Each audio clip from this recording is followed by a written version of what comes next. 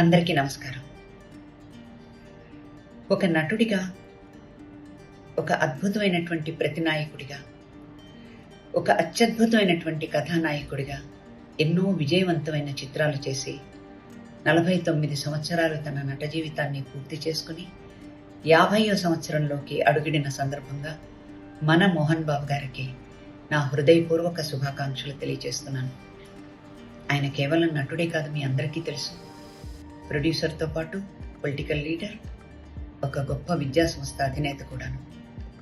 ఆ ఆహార్యానికి తగిన గాత్రం, ఆ డైలాగ్ వింటే ఇది మోహన్ బాబుదే అని అనిపించేంత తనకంటూ ఒక ప్రత్యేకమైనటువంటి ట్రెండ్ని సృష్టించుకున్నారు. ఆ భగవంతుడు వారికి పరిపూర్ణంగా ఆయుష్ని, ఆరోగ్యాన్ని ఇవ్వాలని నేను మనస్ఫూర్తిగా కోరుకుంటూ వారికి నా శుభాకాంక్షలు తెలియజేస్తున్నాను.